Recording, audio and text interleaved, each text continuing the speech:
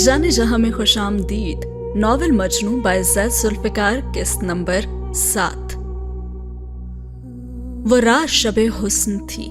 उसमें दर्द को उतारा गया था और उसे हुक्म दिया गया था कि मुसलसल उस दिल पे बसेरा किए रखे। वो रात बड़ी अंधेरी भी थी। स्याह बादलों में बिजलियां कड़कड़ाती थीं और बारिश हर शय को तहस करने पे कमरबंद थी। बारिश जो आंखों के रास्ते गाल भिगोती जा रही थी। दर्द को अपना आप दिखाना हो तो आंसू ही तो चुनता है, या फिर सिसकियां, या फिर आहें। और अब भी उसने वही सब चुना था। कैस अयाज मां की गोद में सर रखे बिलक बिलक के रो रहा था और बाहर आसमान उसकी बेबसी पे रो रहा था।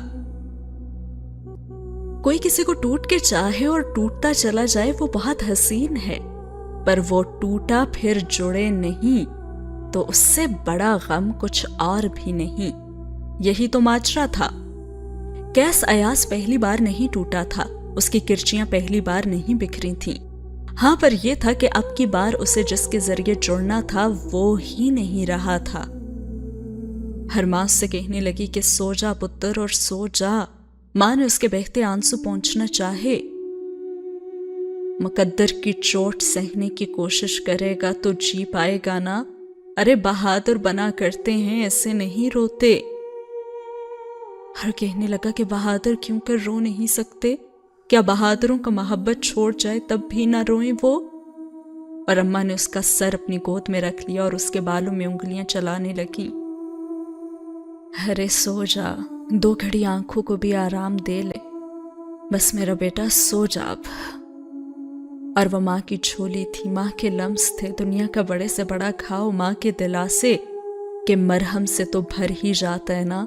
और दिल जितना भी दुखी हो, माँ के पास होने का एहसास तो जैसे सुख ही दे जाता है ना।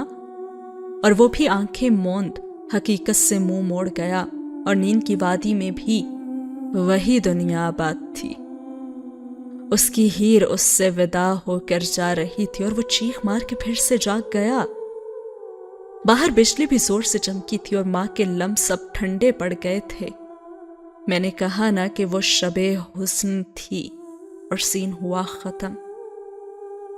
कैस अयाज ने दुआ मांग के चेहरे पे हाथ फेरा और सामने उसकी माँ अब्दी नींद सोई हुई थी। मट्टी की ढेरी गुलाबी फूलों से ढकी हुई थी। उसने नम आंखों से माँ की कब्र को देखा और कहा कि मैं ठीक हूं, सब ठीक है और दुआ है कि आप भी ठीक रहें। और वो कब्रिस्तान से निकला तो गाड़ी और ड्राइवर इंतजार में थे और तभी उसका मोबाइल बजा तो उसने देखा कि वो रिमाइंडर था। मोहतरमा ज़ेबा अनवर से मीटिंग दिन 12 बजे। और वो मुस्कुरा दिया। तू लेट हो गया भाई, वहीं जा रहा हूं और मैडम से बात भी हो चुकी है। फोन जेब में रखता वो गाड़ी में आ बैठा और उसने कहा कि चलो यार। और फिर सफर शुरू हो गया, आगे को मुस्तकबिल की तरफ और पीछे को माजी की तरफ।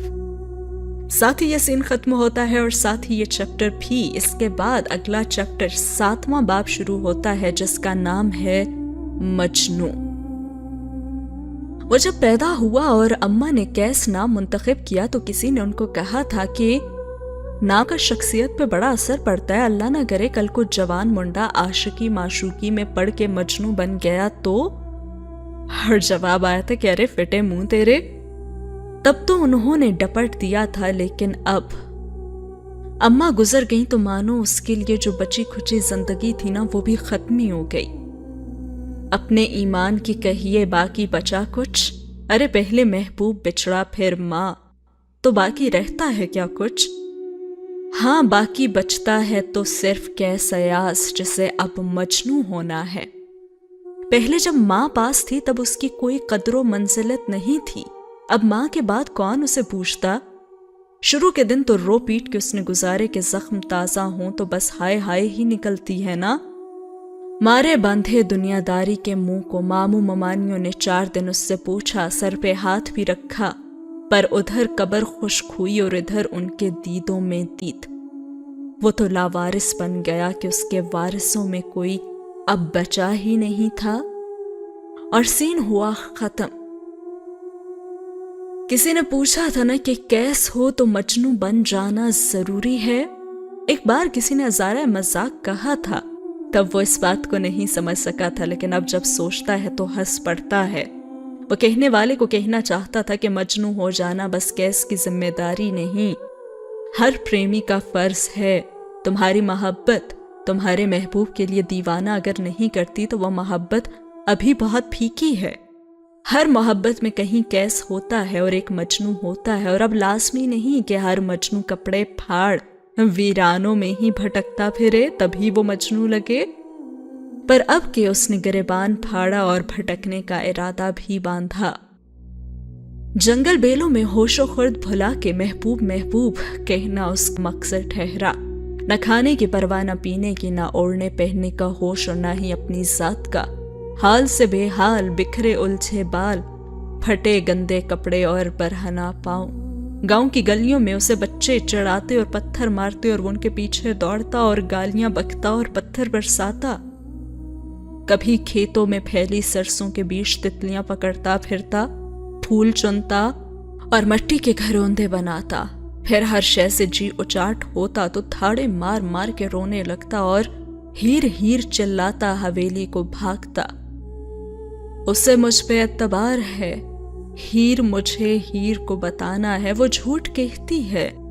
ارے ہیر، اسے مجھ پہ اعتبار ہے. کبھی کسی گھر والے کو ترس آتا تو نہلا دھلا بھی دیتا، روکھے سوکھے ٹکڑے کھانے کو بھی مل جاتے. اور کبھی کبھی تو نانی آپ دیتا ہو جاتی اور کہتی، ہائے میری حسینہ کی نشانی، ایسے گود میں بھر کے چوم لیتی اور پھر کہتی کہ وے کیس تو نے کیوں کیا ایسے. ہر سین ہوا ختم. برسات آئی اور وہ بھیگا ہوا بارش میں مست رہتا. کبھی لیموں کے درختوں میں چھپی چڑیوں کا پیچھا کرتا تو کبھی کوکتی کوئل کو دیکھتا رہتا. دوبارہ نمونیا ہوا، 10 دن بستر پہ پڑا رہا، الٹیاں، بخار. سب نے کہا کہ اب گیا یہ بھی ماں کے پاس، اور پھر وہ جاتے جاتے رک گیا. سردی میں سردی لگی، ہونٹ نیلے ہوئے، مسلسل کانپتا جسم اور لال آنکھیں. ڈاکٹر ٹیکے لگا لگا کے تھک گئے پر آرام روٹھا رہا. نانی ساری رات اس کی چارپائی سے لگی رہتی اور کبھی کبھار بڑی ممانی سوپ انڈا بھی لے آتی. موت ہار گئی اور پھر ٹائیفائیڈ ہوا. دوبارہ سیڑھیوں سے گرا. اگلی برسات میں سانپ نے ڈس لیا. منہ سے جھاگ، جسم کو جھٹکے، سانس بند. کہا گیا کہ اب یہ نہیں بچے گا.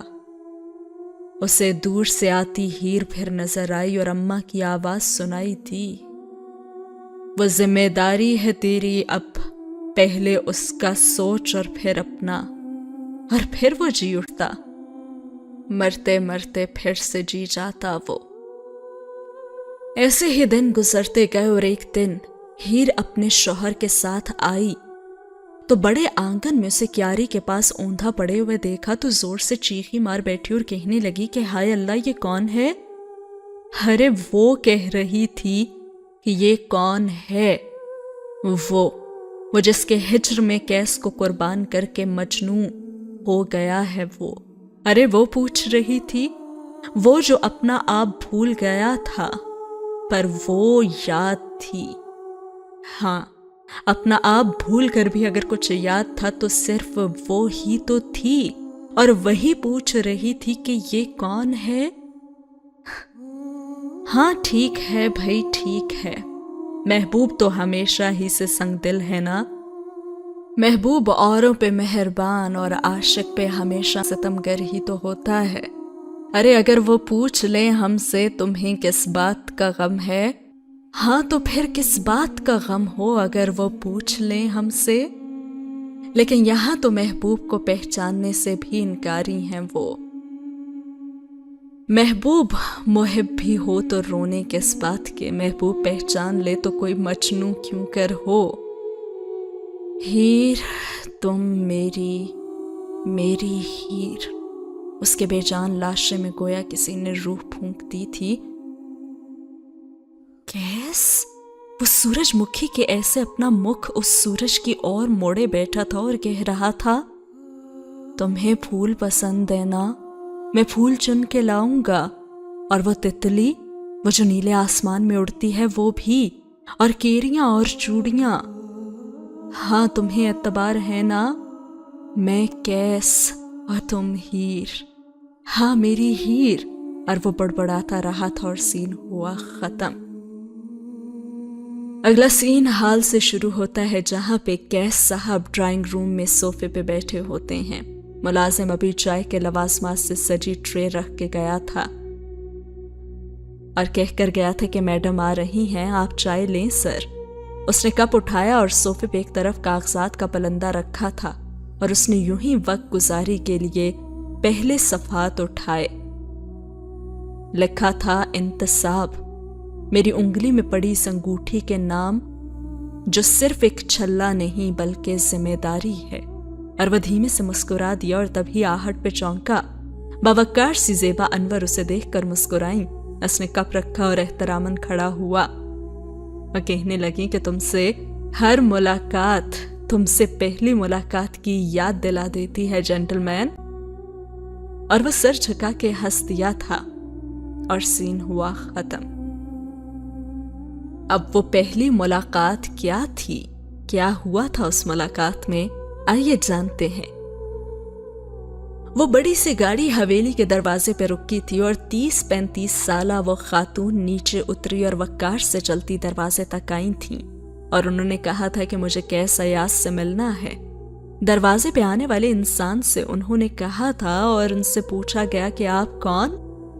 ہر جواب انہوں نے کہا تھا کہ میں زیبا انور۔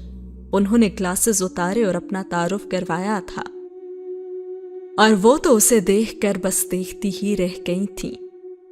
ذہن ماننے کو تیار نہیں تھا کہ جو ذنہیم داستان ان کے گھر میز پہ پچھلے 6 ماہ سے پڑی ہے اس کا خالق وہ ہے، وہ جو اس لمحے ہوش و حواس گوائے نیم ہے، ہوشی کے سے عالم میں کیارے کے کنارے بیٹھا نہ جانے کیا کیا بڑبڑا رہا تھا۔ تو وہ کیس ایاز تھا؟ اور انہوں نے پاس کھڑی عورت سے تصدیق چاہی کہ یہی کیس ایاز ہے تو جواب آیا کہ ہاں یہی ہے بد نصیب۔ اور انہوں نے پھر سے بغور اسے دیکھا۔ پھٹے چیتھڑے جو اس کے بدبودار کائی زدہ جسم کا بھیٹ چھپانے میں ناکام تھے، سوکھی چمڑے جیسی کھال منڈے ہاتھ پاؤں، بے تحاشا بڑے اور الجھے بال اور داڑھی اور پیڑیاں اور جمے اور سوکھے ہونٹ اور کھائیوں کے ایسے دھنسے ہوئے گال اور آنکھیں تو توبہ توبہ۔ وحشت وہاں چیخیں مارتی پھر رہی تھی۔ انہیں زندگی میں کبھی کسی پہ اتنا ترس نہیں آیا تھا جتنا اس سمے اس لڑکے پہ آیا تھا۔ گلی کوچوں پہ جو بھکاری بھیک مانگے پھرتے ہیں وہ تو اس سے بہت اچھی حالت میں ہوتے ہیں نا۔ ارے وہ تو گویا دنیا کا سب سے بے حال انسان تھا۔ اور انہوں نے پوچھا کہ کیا ہوا ہے اسے؟ اور جواب آیا کہ اللہ کا عذاب آیا ہے جی، اس کے بندوں کا دل دکھاؤ تو وہ ایسے ہی دنیا میں عبرت کا نشان بنا دیتا ہے نا۔ اور وہ تو بتانے والی کو دیکھ کر ہی رہ گئی تھی اور اس نے پوچھا تھا کہ کیا ہوا تھا؟ اور سین ہوا ختم۔ اگلے سین میں دکھایا جاتا ہے وہی سین جہاں پہ شاید انہیں بتا دیا گیا تھا کہ کیس ایاز نے کیا کیا تھا۔ اور وہ سب سننے کے بعد وہ خاتون کہنے لگی کہ نہیں میں تو مان نہیں سکتی اور یہ ہو ہی نہیں سکتا۔ انہوں نے تیزی سے نفی میں سر ہلایا تھا اور وہ کہنے لگی کہ ہمیں تو خود یقین نہیں آ رہا بی بی، آج تک نہیں آیا۔ اب چھوٹی ممانی تھی جو یہ سب بتا رہی تھی اور انہوں نے لاچارکی سے کہا اور پھر ساتھ ہی کہنے لگی کہ نفس کب کسے بہکا دے کیا پتا۔ اور ساتھ ہی بیٹھی نانی بولی ہائے میری حسینہ کی نشانی۔ اور زیبا انور اب بھی بے یقینی سے اسے دیکھ رہی تھی اور سین ہوا ختم۔ کتنی عجیب بات ہے نا کہ ان کے خون کے رشتوں نے ان پر اعتبار نہیں کیا اور ایک خاتون جو صرف اس کی ایک تحریر پڑھ کر اور اس کے لفظوں سے اس کو اتنا جان گئی تھی کہ وہ اس بات کو ماننے سے ہی انکاری تھی، لیکن اس کی اپنی محبت ہیر وہ اسے نہیں جان سکی تھی۔ خیر بڑھتے ہیں اگلے سین کی طرف، جہاں پہ قیس ایاز صاحب زیبا انور کے گھر پہ موجود ہیں اور وہ پوچھتے ہیں کہ کیا ایک بات بتائیں گی، اور پوچھا گیا کہ جی کیا؟ قیس نے چائے کا کپ میز پہ رکھا۔ آپ دوبارہ کیوں گئی تھیں جب جان لیا تھا کہ وہاں ایک بد کردار لڑکا رہتا ہے جس پہ خدا کا قہر نازل ہوا ہے؟ تو اس پہ ترس کیوں کھایا آپ نے اور کیوں کھوج میں آپ نکلی؟ ہر انہوں نے جواب دیا کہ پتہ نہیں، اور جیسے دور خلاؤں میں دیکھ رہی تھیں۔ اور پھر وہ کہنے لگیں کہ شاید تمہاری آنکھوں میں کہیں معصومیت تھی، تمہارے ہیر ہیر چلانے میں کہیں سچائی تھی۔ محبت سچی ہو تو انسان کو بہکنے نہیں دیتی، تو پھر قیس کیوں بہکا؟ اس کی کھوج میں گئی پھر سے، اور پھر میں بار بار گئی۔ ہر وہ خاموش رہ گیا، اور پھر وہ کہنے لگی تمہاری زندگی کی کہانی اور تمہاری لکھی ہوئی داستان میں زمین آسمان کا فرق تھا۔ وہ فرق کیوں تھا؟ اس کی کھوج میں گئی تھی، اور سین ہوا ختم۔ اگلا سین دوبارہ سے زیبا انور سے ہی شروع ہوتا ہے، لیکن اس وقت زیبا انور موجود ہوتی ہیں قیس ایاز کے گھر پہ، جہاں پہ قیس ایاز موندھا لیٹا ہوا صرف ہیر اور ہیر ہی کی بات کر رہا ہوتا ہے، اور وہ وہاں پہ اپنا انٹروڈکشن دیتے ہوئے کہتی ہیں کہ میں زیبا انور ہوں۔ تمہیں یاد ہے نا کہ 1.5 سال پہلے تم نے عالمی سطح کے لکھاریوں کے مقابلے میں ایک تحریر بھیجی تھی؟ تمہاری لکھی کہانی پہلے انعام کے لیے منتخب ہوئی ہے۔ ہم نے تم سے رابطہ کرنے کی بہت کوشش کی، فون کیے، خط لکھے، پر جواب نہیں آیا۔ جوری کے باقی ممبران نے مشترکہ رائے سے تمہیں ہٹا کر کسی اور کو پہلا انعام دینا چاہا، لیکن میں اس پہ راضی نہیں تھی۔ تمہاری لکھی کہانی نے مجھے روکے رکھا۔ میں نے خود تمہاری کھوج کی، مجھے ایک رسالے سے تمہارا پتہ ملا۔ قیس ایاز، تم ملک کے بہترین لکھاری ہو، اور تمہاری تحریر بہترین تحریر منتخب ہوئی ہے۔ اور وہ جیسے کوئی پتھر تھا جس سے وہ سر پھوڑ رہی تھی، اور وہ صرف یہی کہہ رہا تھا، ہیر، میری ہیر کو مجھ پہ اعتبار ہے، اور وہ میری ہیر ہے، اور وہ میری۔ وہ تو بس اپنے آپ میں مگن انہی الفاظ کا ورد کرتا جا رہا تھا، اور سین ہوا ختم۔ اب کی بار تو وہ چلی گئی تھی، لیکن اس نے جیسا کہ بتایا کہ وہ اس کھوج میں لگ گئی تھی کہ قیس ایاز کی لکھی ہوئی داستان اور اس کی اپنی زندگی میں جو زمین آسمان کا فرق ہے وہ کیوں ہے، تو وہ بار بار آتی رہی تھی۔ ایک بار پھر وہ آئی تھی اور اس نے کہا تھا کہ یہ لو تمہاری محنت سے جیتی ہوئی رقم، یہ 1 لاکھ روپے کا چیک ہے، اور یہ شیلڈ، اور یہ دیکھو تمہاری لکھی ہوئی کتاب۔ ہاں وہ پھر آئی تھی اور وہ بار بار آئی تھی۔ ارے قیس دیکھو تو، اور وہ ہمیشہ سنی انسنی کیے اپنے آپ میں مست رہتا اور اسی نام کی مالا جپتا رہتا۔ اور ایک دن اس نے اس سے کہہ ہی دیا کہ کیوں کر رہے ہو یہ سب۔ اس دن وہ بہت دیر تک اسے دیکھنے کے بعد پوچھ بیٹھی تھیں، ارے تمہارے اس جنون اور اس پاگل پن کا کسے فائدہ ہے اور کیا فائدہ ہے؟ اس نے کوئی جواب نہیں دیا تھا، بس مٹی میں لکیریں کھینچتا رہا تھا، اور وہ اس کے پاس آئیں اور انہوں نے کہا، تمہاری کہانی کسی اور سے سن لی ہے، تم خود اپنا قصہ نہیں سناؤ گے کیا مجھے؟ اور اس نے اپنی وحشت بھری نظروں سے انہیں دیکھا تھا۔ اس نے کہا کہ اسے اعتبار نہیں ہے، اب کسی اور کا اعتبار جیت کے بھی میں کیا پا لوں گا؟ اور اس خاتون نے کہا کہ سکون، اور وہ جھٹ سے بولی تھیں۔ اور قیس نے بھی کہا کہ وہ تو ہے ہی نہیں، اب کہیں بھی نہیں ہے۔ تکلیف الزام نے نہیں دی، یار کی بے اعتباری نے دی ہے۔ ارے سارا شہر مجھے پتھر مارے مارتے رہیں، پر اس کے پتھر نے مجھے بہرے مردار کر دیا ہے، اور اس کے پچ کے گالوں پہ اب آنسو بہ نکلے تھے۔ اور وہ پھر بولتا گیا، کہنے لگا، وہ میری ذمہ داری تھی تو میں بھی تو اس کی ذمہ داری تھا نا۔ میں نے اسے اتنا چاہا، اتنا اعتبار دیا، مان دیا، وہ ایک بار، بس ایک بار مجھ پہ اعتبار تو کرتی. مجھے کہتی تم سے نفرت ہے پر اعتبار ہے. مجھے کہتی کیس مجھے چھوڑ دو پر ہاں اعتبار ہے. سب نے دیوانہ مجنوں کہا اور اس نے کہا ڈھونگ ہے. ارے یہ تو نہ کہتی نہ وہ مجھے. اور پھر وہ خاموش ہوا تو وہ خاتون کہنے لگی محبوب کی بے اعتنائی پہ ناراض ہو. اور وہ کہنے لگا اللہ توبہ اللہ توبہ. اس نے کانوں کو ہاتھ لگایا اور بھونڈا سا ہنسا. ارے اس کا گلہ کیا، اس کا گلہ کیا ہے تو اس کا یہ مطلب تو نہیں ہے کہ میں ناراض ہوں. اس کے دیے زخموں پہ واویلا کیا ہے تو اسے بس واویلا ہی سمجھے نا. یہ شکایت تو نہیں ہے. اور بس وہ اسے دیکھ کے رہ گئی. اس سے محبت کرتے ہو تو کرتے رہو، لیکن دیکھو خود سے بھی تو کرو.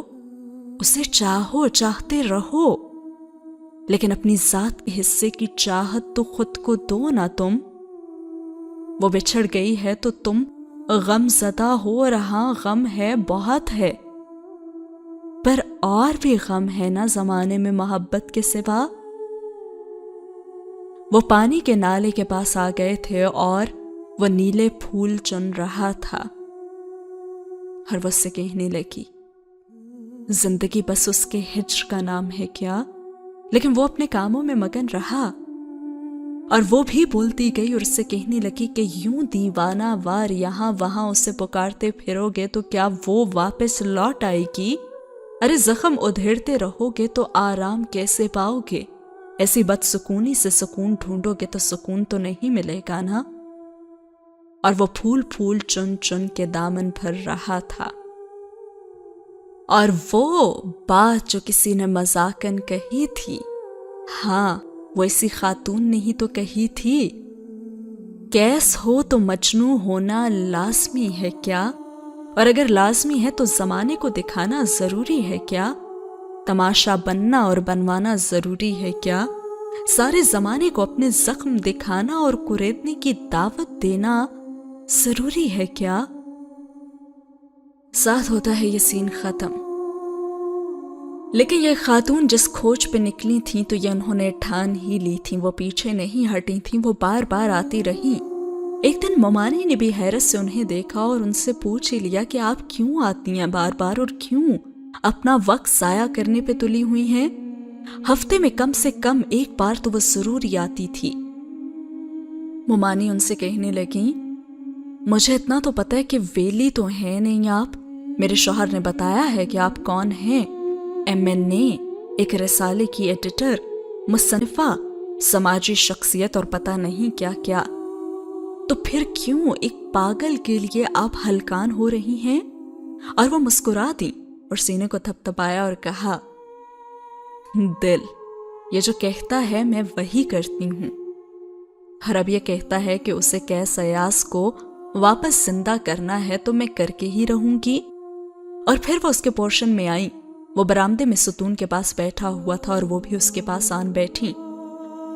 ہاتھ میں پکڑے شاپر سے وہ ڈائری اور قلم نکالا اور کہنے لگیں تمہارے لیے نا تحفہ لائی ہوں. اور وہ بہت دیر تک ان چیزوں کو دیکھتا رہا. تم نے کہانی کے ساتھ جو اپنا تعارف بھیجا تھا نا، اس میں لکھا تھا نا کہ لکھنا تمہارے لیے عبادت ہے. تو کیسا یاس تم تو کافر ہی ہو رہے ہو.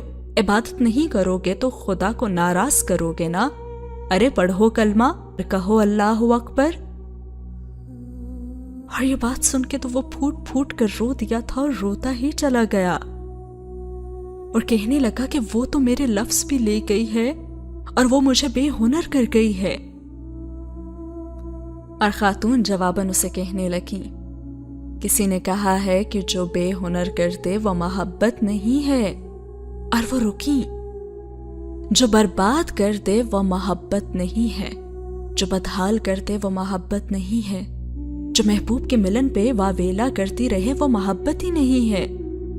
جو گریبان چاک کر کے بھٹکتی پھرے وہ محبت نہیں. جو بے سکون کر دے وہ محبت نہیں. جو آزمائش پہ کھری نہ اترے وہ محبت نہیں، اور جو امتحان سے گھبرا جائے وہ بھی محبت نہیں ہے۔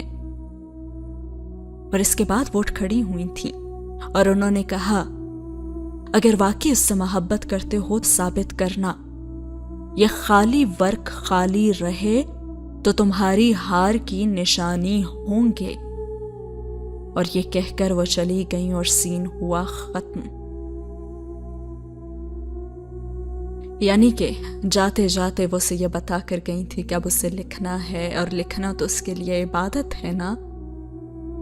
اور کسی حد تک لگتا ہے کہ اب وہ کامیاب ہو چکی تھی۔ اس کے بعد کیا ہوا؟ واقعی کیس پھر سے لکھنا شروع کرے گا؟ اور کیسی لگی آج کی ایپیسوڈ ضرور بتائے گا کمنٹ سیکشن میں۔ اور اگر آپ بھی چاہتے ہیں کہ آپ کی تحریروں کو کیا جائے ریکارڈ تو اپنی تحریر اجازت کے ساتھ مجھے انسٹاگرام پہ ضرور بھیجے گا۔ ملتے ہیں اگلی ایپیسوڈ میں۔ اللہ حافظ۔